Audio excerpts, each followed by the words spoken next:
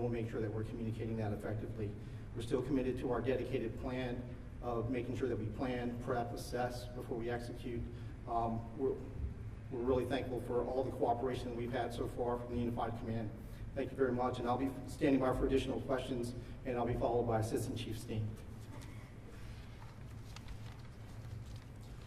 Good afternoon. I'm Assistant Fire Chief Gary Steen. I would like to thank the U.S. Army Corps of Engineers, Colonel Para, and all of our other partners that have been out through this process. We'd like to now provide an update on the recovery of operations. Throughout the day, our police and fire crews, along with regional partners, have been working closely with the U.S. Army Corps of Engineers on recovery and salvage operations. As of this update, we have positively identified 55 sets of remains. During recovery and salvage operations today, additional human remains were located. These remains, as well as remains that have been recovered previously, are in the process of being positively identified by the Office of the Chief Medical Examiner of the District of Columbia. All those involved with these efforts continue to work diligently at several sites. At this point, we will now take questions. Yeah. Yes, sir. You said more remains of folks who died were found today. You said more remains of folks who passed away were found today. Do you have an updated number on how many of the 67 have now been found? No, we're still at 55 positively identified. Yes, sir. Question for Colonel Ott, if I may, sir. We talked yesterday, you said these were experienced pilots, they knew this airspace. Is there any reason why Army helicopters would be flying above that 200-foot line as it appears in this case? Yeah, so I think it's important for us to not speculate, because there are all kinds of reasons that you could deviate from an altitude. You know, something as simple as a flock of birds is in front of you, or you may deviate if you see something that's an obstacle or other threat to your flight. And so I would wait and caution everybody, let's just wait until the NTSB investigation. I know we all want answers. We want to know also, but all that should come out, and we should have a better picture once the cockpit data recorders and that are analyzed. Yep. Yes, sir. Question for you. Skylar, CBS News. I know you were talking about the timeline for the salvage operation. Are you still on track with that, given the success today? I know you said that there could potentially be some challenges tomorrow. Could that delay things? Or? Yeah, so the question is about whether or not we're concerned about the timeline being delayed for our salvage operations. We do believe that we're on track. I think we were very successful today. Every day we set a goal for what we're trying to accomplish. Our goal for today was to get to the engine, the fuselage, and the wing, and we're going to be successful by the end of the day. Our goal for tomorrow, based on the reduced timeline and the environmental conditions, is the cockpit, and we equally think we're going to be successful. Yes, sir. Hi, Chief. Tom Costello with NBC News.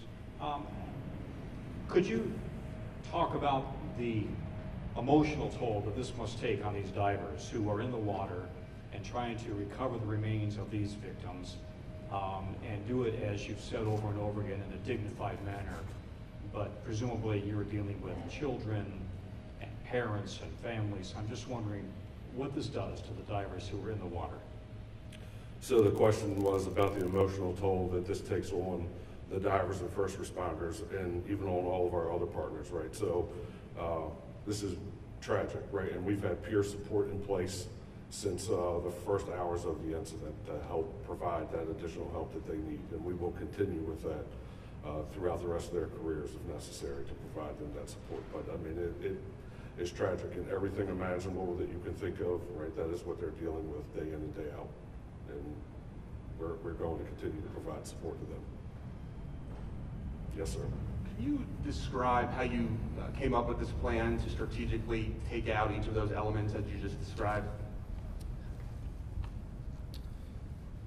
Yeah, so you know, the process that we do, and this is typical for most salvage operations, is to ensure that you understand the environment. So there is a series of iterative events that kind of inform the dive and salvage process. first, like we said, is a wide area scan that gets us down to a localized area. Once we get to that localized area and we're at the wreckage, there's a dive survey that really kind of informs the conditions at that point, and we have to understand the structure to inform the next part, which is the salvage plan. The salvage plan is really the execution of kind of how we're going to lift that day. Now, the only change to any of that is the process that we're doing that addresses the human remains that we talked about before. And we've worked that in painstaking detail with the entire interagency and as well as all of our partners within the Unified Command.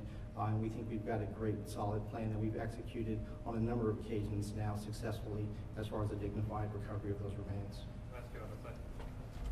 Yes, ma'am. Yes, in previous briefings, it was said that in order to recover the rest of the victims, it would require the removal of the wreckage. Is it still believed that the remaining remains, the remaining bodies are within the wreckage at this point? I believe that is accurate, yes. Yes, ma'am, right here. Similar question. Okay. Anyone? All right, thank you, everybody. Thank you.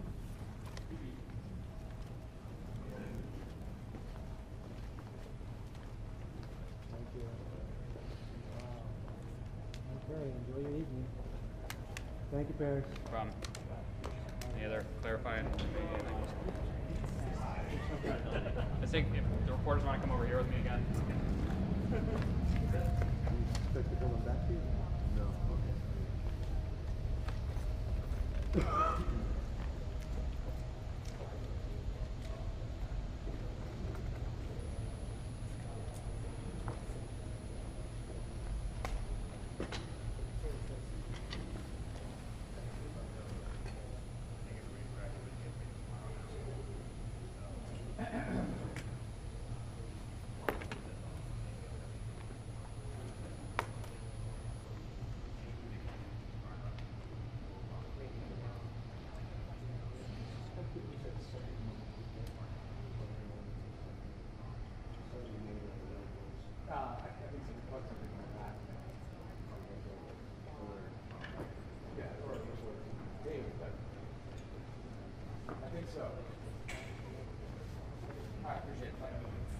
Ever heard of fire is not happening?